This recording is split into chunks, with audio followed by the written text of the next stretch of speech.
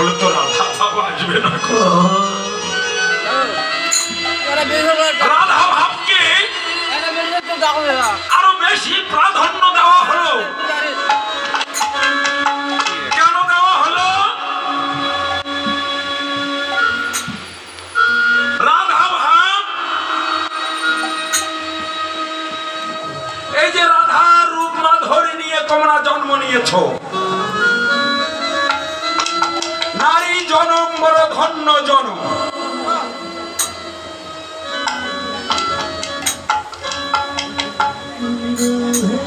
রাধা ভাব নিয়ে, রাধা কান্তি নিয়ে রাধা শক্তি হয়েছে কিনা তা জানি না।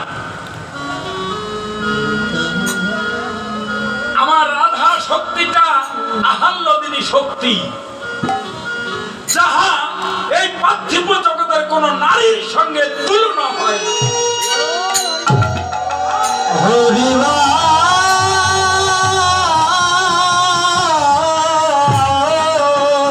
সেই রাধা রানীর ভাব নিয়ে তোমরা জন্ম নিয়েছ।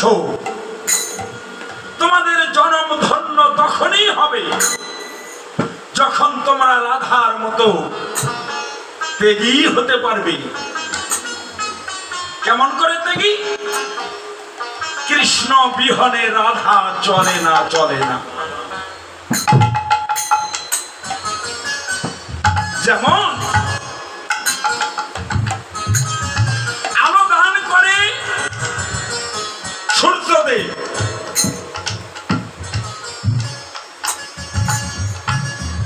ওই সূর্যের আলো চন্দ্রের উপর যখন এসে পড়ে তখন চন্দ্র আলো দান করে। তাই বলছি, আমি কি আর একা সুসম্পূর্ণ? কৃষ্ণ বিহনে কৃষ্ণর কৃপা হয়েছে, তাই আমি রাধা রানী চলি।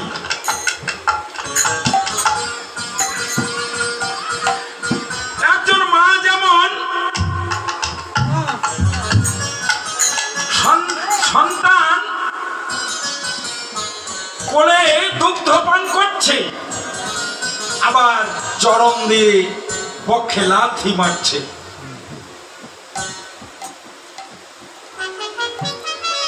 তারপরে মা ধৈর্য ধরে ওই ছাওয়ালকে দুগ্ধ দিয়ে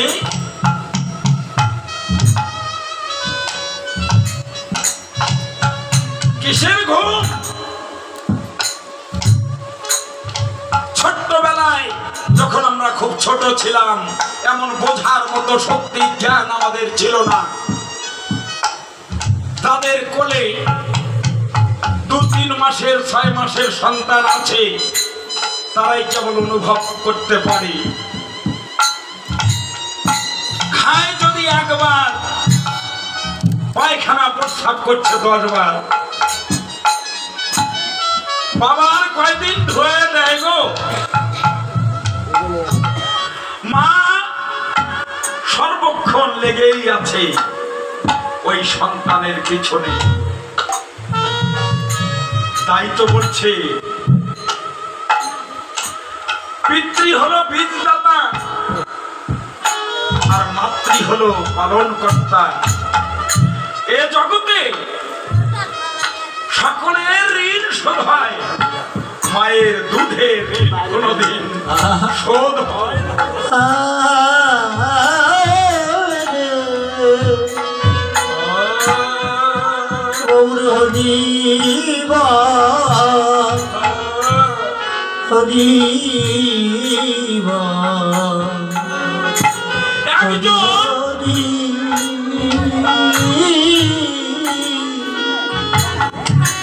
মায়ের সঙ্গে পৃথিবীর আর কোন মানুষের তুলনা হয় না।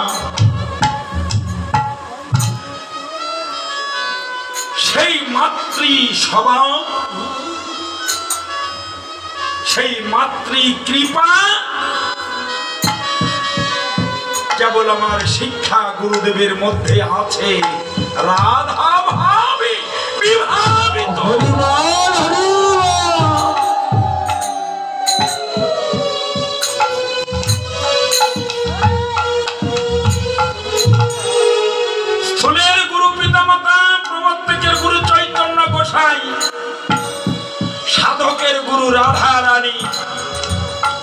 শিক্ষা গুরু, সিদ্ধিদেশের গুরু ভগবান শ্রীকৃষ্ণ নিজেই।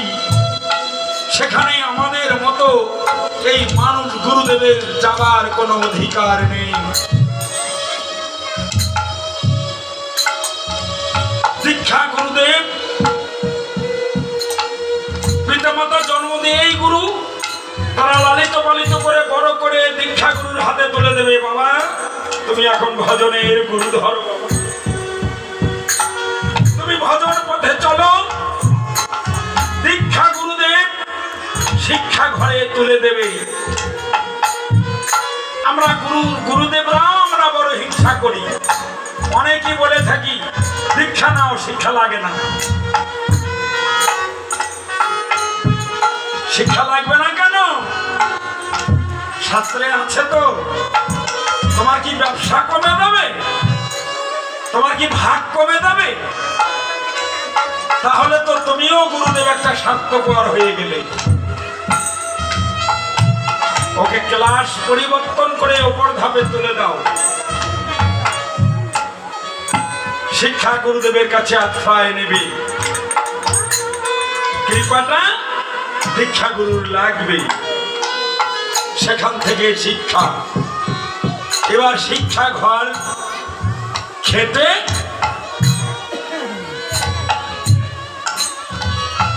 পরম ধাম লাভের জন্য পার্থিব জগতের সবকিছু পরিহার।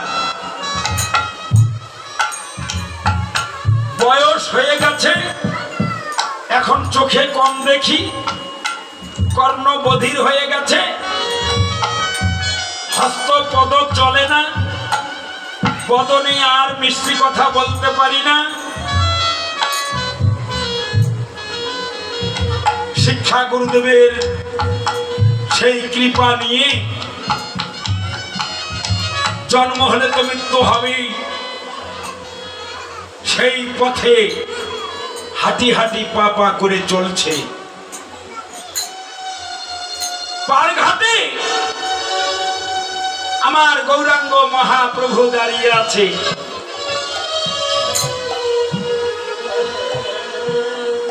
বলছে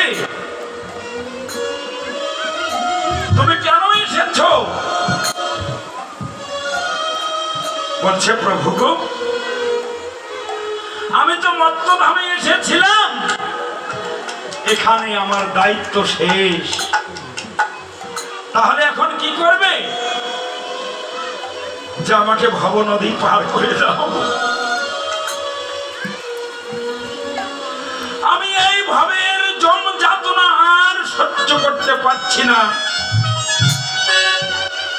তুমি একবার কৃপা করো, আমি যেন ভব নদী পার হয়ে রাধা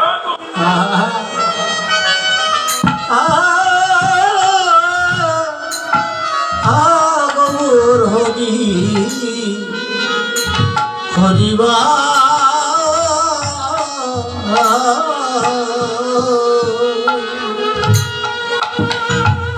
হরিবা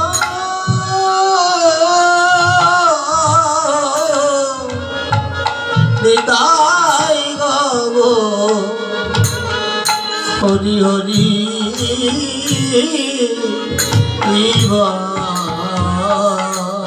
আমি যেন রাধা গোবিন্দের চরণে যেন আশ্রয় করতে পারি।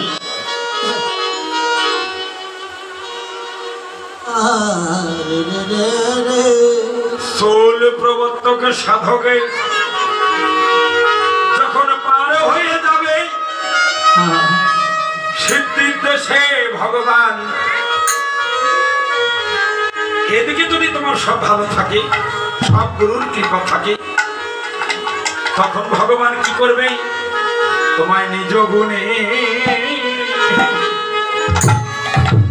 পার করে দেবে। তোমার নিজ গুণে ভব নদী পার করে দিবে। তোমার পারের ভাবনা